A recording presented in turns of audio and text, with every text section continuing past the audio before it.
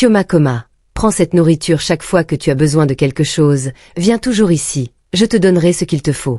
Papa, pourquoi as-tu dû me quitter? Je souffre tant, Madame Esther me traite mal. Je sais que ta tante, ma sœur, est méchante, mais endure, tout cela va bientôt disparaître. Sache que je suis toujours avec toi.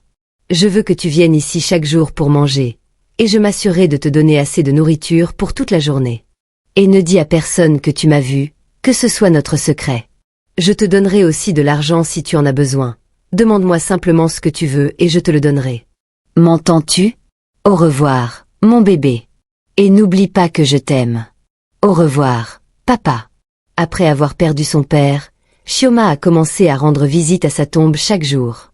Au début, les gens pensaient qu'elle perdait la tête et se moquaient d'elle.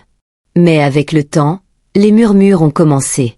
Quelque chose en elle n'était plus pareil, et les rires des voisins se sont peu à peu transformés en crainte. Monsieur et Madame Orji vivaient autrefois paisiblement dans une petite maison avec leur fille unique, Shioma. Leur foyer était rempli de rire, d'amour et de simple joie. Shioma, alors âgée de seulement 10 ans, était la lumière de leur vie. Shioma était douce, intelligente et toujours souriante malgré leurs modestes conditions. Les voisins louaient souvent ses bonnes manières et son cœur généreux. Ses parents croyaient que son avenir serait plus radieux que le leur. Avec le temps, la misère s'est insinuée dans la famille Orji. Monsieur Orji a perdu son emploi stable et la nourriture est devenue rare. Chaque jour est devenu une lutte pour survivre. Un après-midi, une coépouse a parlé en secret à Madame Orji. Elle lui a promis une chance de partir en Amérique en passant par la Libye. Ces mots sonnaient comme un espoir dans une maison remplie de désespoir. Après de nombreuses nuits sans sommeil, Madame Orji a pris une décision douloureuse. Elle a laissé derrière elle son mari et sa jeune Shioma pour chercher une vie meilleure. Son départ a brisé le cœur de Monsieur Orji. Il n'a eu d'autre choix que de rester fort pour sa fille. Il a pris de petits travaux et a tout fait pour nourrir Shioma. Mais la pauvreté pesait de plus en plus lourd chaque jour. Bientôt, Monsieur Orji est tombé gravement malade à cause du stress et de la faim. Il n'y avait pas d'argent pour l'emmener à l'hôpital. Shioma a regardé, impuissante, son père s'affaiblir. Un matin silencieux, Monsieur Orji a rendu son dernier souffle. La petite chambre est devenue silencieuse, laissant Shioma seule au monde. Ses pleurs ont résonné dans tout le quartier. Les voisins se sont rassemblés, remplis de pitié et de tristesse. Une fillette de 10 ans était devenue orpheline en une nuit. Personne ne savait ce qu'il adviendrait de Shioma. Ne restant qu'avec des souvenirs, Shioma a dû affronter un avenir incertain. Le village chuchotait sur son sort et l'absence de sa mère. Mais le destin commençait tout juste à écrire son histoire. Après l'enterrement de Monsieur Orji, sa sœur aînée, Madame Esther, a pris Shioma chez elle. Elle a dit aux voisins qu'elle le faisait par bonté. Mais son cœur était loin d'être bienveillant. Au début, Shioma a cru avoir trouvé un refuge. Elle respectait Madame Esther et l'appelait « maman ». Elle ne savait pas encore que la souffrance avait seulement changé de visage. Madame Esther traitait ses propres enfants avec amour et soin. Ils mangeaient chaque jour de la nourriture fraîche, de la viande et des repas chauds. Shioma les observait en silence depuis un coin. Quand venait son tour de manger, c'était différent. On lui donnait de la nourriture qui avait traîné pendant 3 jours et qui était avariée. Parfois, l'odeur seule lui arrachait des larmes. Certains jours, Shioma recevait les restes grattés des assiettes. La nourriture était froide, aigre et impropre à la consommation. Pourtant, la faim la forçait à l'avaler en silence. Madame Esther l'avait avertie de ne jamais se plaindre. Elle rappelait à Shioma qu'elle n'était pas sa vraie fille. La peur maintenait Shioma silencieuse. La nuit, Shioma pleurait doucement sur sa natte mince. Elle se souvenait de ses parents et de l'amour qu'elle avait connu. Son petit cœur portait une douleur bien au-delà de son âge. Les autres enfants se moquaient d'elle quand elle mangeait cette mauvaise nourriture. Ils riaient en mâchant leur repas frais. Madame Esther ne disait rien. Elle observait simplement. Shioma est devenue de plus en plus maigre chaque semaine. Ses yeux ont perdu leur éclat, mais son esprit est resté fort. Elle priait en silence pour obtenir de l'aide. Bien que traitée comme moins que rien dans cette maison, Shioma a enduré. Elle s'est accrochée à l'espoir. Même quand la vie était cruelle, les dieux de la terre veillaient en silence. Cette nuit-là, après s'être endormie en pleurant, Chioma a sombré dans un rêve profond. Le monde autour d'elle est devenu calme et étrange. Puis elle a vu son père debout devant elle. Monsieur Orji avait l'air qu'il avait de son vivant. Sa voix était calme, mais ses yeux étaient remplis d'inquiétude. Chioma a couru vers lui et s'est agenouillée en pleurant. Elle lui a tout raconté, ce que Madame Esther lui faisait subir, la mauvaise nourriture, la faim et les insultes. Ses larmes coulaient librement tandis qu'elle parlait. Monsieur Orji a écouté sans l'interrompre. Il a hoché lentement la tête, comme s'il savait déjà tout. Puis il a dit, « Ma fille, je vois tout. » Il a expliqué à Chioma que rien de ce qui se fait en secret ne reste caché éternellement. Il a dit que les ancêtres observaient sa souffrance. La justice, a-t-il ajouté, était proche. Ensuite, Monsieur Orji lui a donné une étrange instruction. Il lui a dit qu'au petit matin, elle devait être courageuse. Elle devait se rendre sur sa tombe, là où il était enterré. « N'aie pas peur, ma fille, a-t-il dit doucement. Je t'y attendrai. » Sa voix résonnait comme le vent. Chioma voulait poser des questions, mais son père a commencé à s'estomper. Le rêve s'est lentement dissous dans l'obscurité. Elle l'a appelé, mais il avait disparu. Chioma s'est réveillée brusquement avant l'aube. Son cœur battait vite et son oreiller était mouillé de larmes. Le rêve lui semblait trop réel pour être ignoré.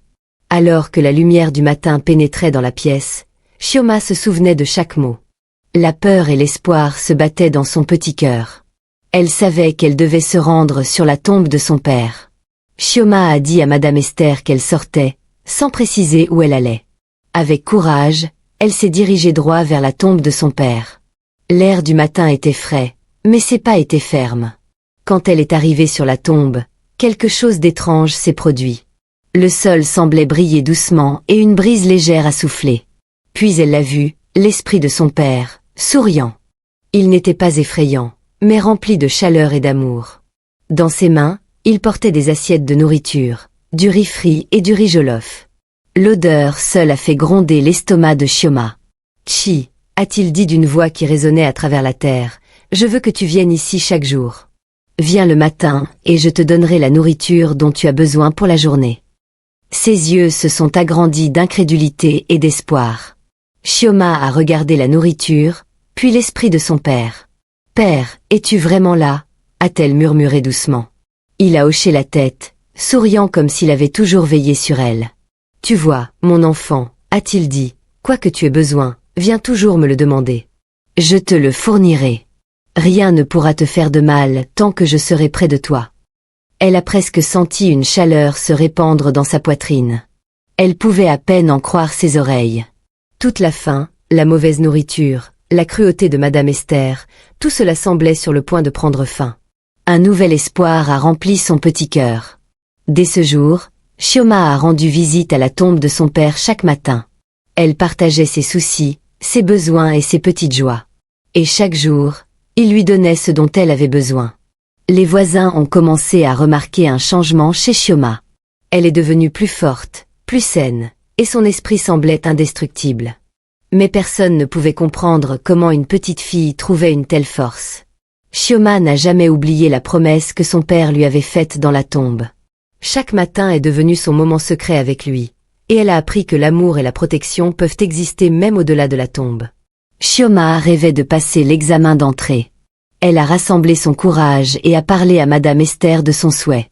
Sa voix était pleine d'espoir, mais la réponse de sa tante l'a écrasée.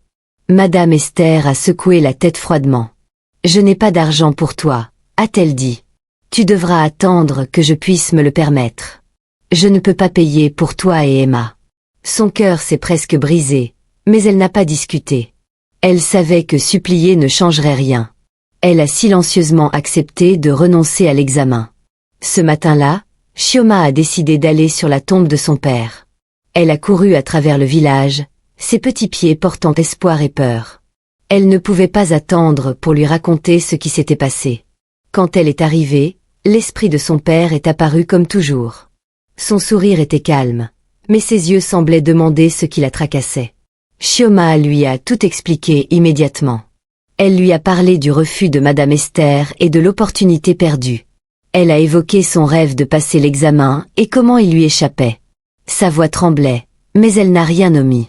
Son père a écouté attentivement, hochant la tête tandis qu'elle parlait. Puis il a dit, « Ma fille, ne t'ai-je pas dit que quoi que tu veuilles, tu dois venir me le demander?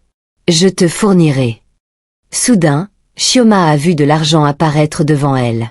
C'était assez pour couvrir les frais de l'examen et tous ses besoins. Ses yeux brillaient de joie et de soulagement. « Prends-le, Chioma, » a dit son père doucement. « Utilise-le sagement et assure-toi de réussir ton examen. Ton avenir est entre tes mains, mais je te guiderai toujours. » Chioma s'est agenouillée, des larmes de gratitude coulant sur son visage.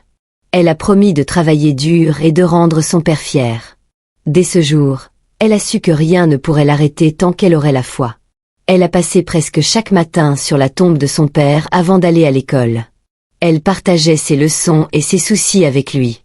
Chaque jour, il lui fournissait de la nourriture, de l'argent et des encouragements. Avec l'aide secrète de son père, Chioma a commencé à étudier plus dur. Elle mémorisait ses cours, s'exerçait sur les anciennes questions et n'a jamais abandonné. Sa détermination s'est renforcée chaque jour. Madame Esther a remarqué un changement chez Chioma. Elle semblait plus saine, plus rayonnante et étrangement plus calme malgré ses difficultés. La tante ne comprenait pas ce qui se passait. Les camarades de classe de Chioma, y compris Emma, ont également commencé à le remarquer. Elle excellait soudainement dans ses leçons et répondait facilement aux questions. Les murmures sur ses nouvelles compétences et sa confiance se sont rapidement répandus. Chaque matin avant d'aller à l'école, Chioma rendait visite à la tombe de son père. Elle lui racontait ce qu'elle avait appris et lui demandait conseil. Chaque jour, il lui rappelait de rester concentrée et de ne jamais craindre les difficultés. À l'approche de l'examen, Chioma est devenue plus confiante. Elle ne craignait plus la cruauté de Madame Esther ni le manque de soutien. Elle savait que l'aide de son père était toujours avec elle. Les voisins ont commencé à remarquer les petits miracles qui entouraient Chioma. Ses repas étaient suffisants, ses vêtements restaient propres et son esprit brillait. Certains chuchotaient qu'elle était protégée par les ancêtres ou les esprits. La veille de l'examen, Chioma a prié silencieusement sur la tombe de son père. Elle a demandé clarté, courage et sagesse. Son cœur était calme, car elle savait qu'elle n'était pas seule. Le matin de l'examen est arrivé, clair et lumineux. Elle s'est presque rendue à l'école la tête haute. En elle, elle sentait une force tranquille la guider à chaque pas. La voix de son père résonnait doucement dans son esprit. « N'oublie pas, mon enfant, quoi que tu aies besoin, viens me voir. Concentre-toi, sois courageuse et assure-toi de réussir ton examen. » Après que Chioma ait payé les frais de l'examen, Madame Esther est devenue curieuse. Elle l'a fixé et a demandé brusquement, « Chi, où as-tu trouvé cet argent ?» Chioma a répondu calmement, « C'est un de mes professeurs qui a payé mon examen, tante. » Madame Esther a hoché la tête, essayant de cacher sa surprise. « Pas de problème, » a-t-elle dit en forçant un sourire. « J'espère que ce professeur continuera à payer tes frais de scolarité. » Mais ses yeux ne pouvaient s'empêcher d'observer Chioma attentivement. Elle s'est dirigée vers l'endroit où elle gardait habituellement son argent pour vérifier. Son cœur battait de suspicion. À sa grande surprise, rien ne manquait. Tout son argent était exactement là où elle l'avait laissé. Elle ne comprenait pas comment Chioma avait pu payer l'examen. Madame Esther a reporté son attention sur Chioma. Elle a remarqué quelque chose qui lui a glacé le sang. Chioma semblait plus forte, plus saine et plus rayonnante que jamais. Même avec toute la mauvaise nourriture que Madame Esther lui avait donnée, la peau de Chioma brillait et ses yeux étincelaient de vie. Sa beauté semblait impossible sous une telle cruauté. L'esprit de Madame Esther s'est mis à tourner à toute vitesse. Elle se demandait si Chioma volait, complotait ou utilisait la magie. Mais tout dans la maison était intact. Les voisins qui passaient remarquaient aussi le changement chez Chioma. Ils chuchotaient discrètement sur la façon dont la petite fille semblait invincible. Certains l'admiraient en silence, tandis que d'autres enviaient sa force. Madame Esther est devenue de plus en plus suspicieuse et anxieuse. Elle continuait à observer Chioma, essayant de la prendre en flagrant délit de mensonge. Mais Chioma agissait toujours aussi innocente et obéissante. Au fond d'elle-même, Madame Esther a commencé à craindre qu'une force au-delà de sa compréhension protégeait Chioma. Cette petite fille qui avait tant souffert semblait toujours rayonnante et forte. Et pour la première fois, Madame Esther a réalisé qu'elle était peut-être impuissante face à sa nièce. Madame Esther est devenue encore plus en colère face à la force et à la beauté soudaine de Chioma. Elle a décidé d'augmenter sa cruauté, lui coupant complètement la nourriture. Elle a aussi arrêté d'acheter des vêtements pour elle, espérant la rendre faible et misérable. Mais Chioma avait un secret que personne ne connaissait. Chaque matin, elle allait sur la tombe de son père et il lui fournissait tout ce dont elle avait besoin. De l'argent, de la nourriture, même des vêtements apparaissaient comme par magie. Un matin, en comptant l'argent, Chioma a ressenti un pincement d'inquiétude. « Et si Madame Esther me demande d'où je tire tout cela ?» a-t-elle chuchoté. L'esprit de son père a souri doucement. « Comme tu le lui as déjà dit, réponds-lui que c'est ton professeur qui t'aide. N'aie pas peur. » Chioma a hoché la tête, rassurée. « Mais si elle me demande de rencontrer ce professeur ?» a-t-elle demandé nerveusement. Les yeux de son père ont brillé doucement dans la lumière de la lune. « Emmène-la à ton école, a-t-il dit. Tu me verras là-bas. » Le cœur de Chioma a bondi d'espoir et de courage. Elle savait que la magie de son père la protégerait même en public. Elle a serré l'argent dans ses petites mains, déterminée à agir. Ce matin-là, Chioma a quitté la maison en ignorant les regards suspicieux de Madame Esther. Son objectif était clair. Acheter de nouveaux vêtements pour elle-même. Au marché, elle a choisi de beaux tissus et des robes. Les vendeurs étaient émerveillés par son assurance et sa confiance. Chioma a tout payé sans hésiter, guidée par le cadeau de son père. En tenant ses nouveaux vêtements, elle a murmuré une petite prière. « Merci, Père, de toujours m'aider », a-t-elle dit doucement. Son cœur débordait d'amour et de détermination. Chioma savait que Madame Esther poserait bientôt des questions. Mais avec la magie et les conseils de son père, elle se sentait invincible. Rien ne pourrait l'empêcher de se préparer pour l'examen et de s'emparer de son avenir.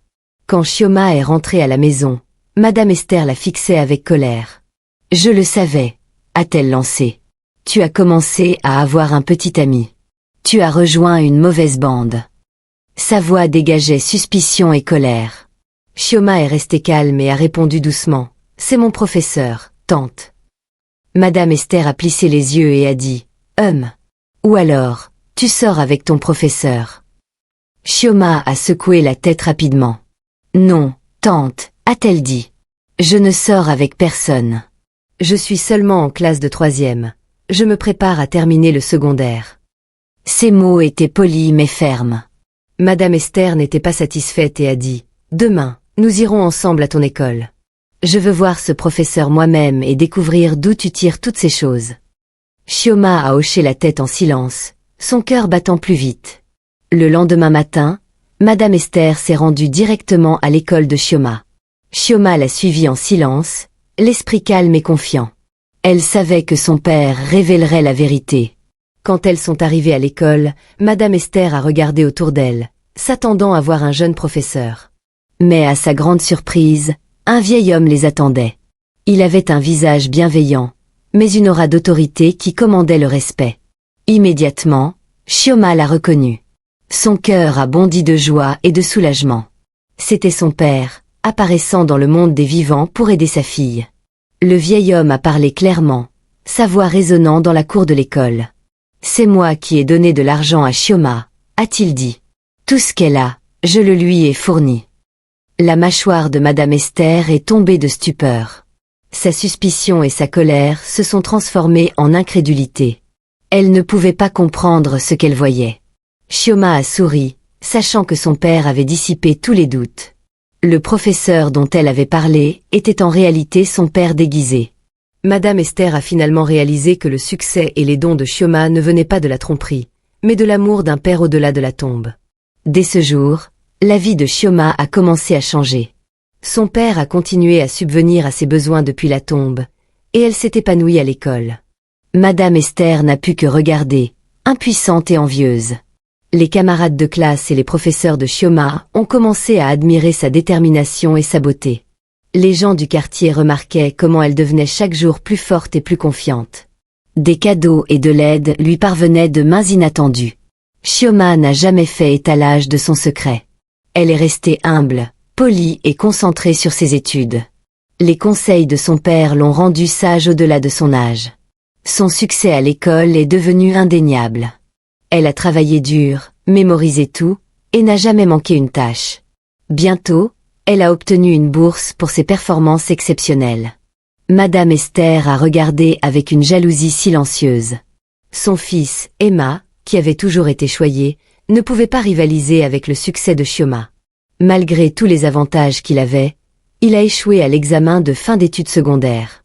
Le contraste entre Chioma et Emma a encore plus enragé Madame Esther. Chioma était aimée, respectée et louée par tous.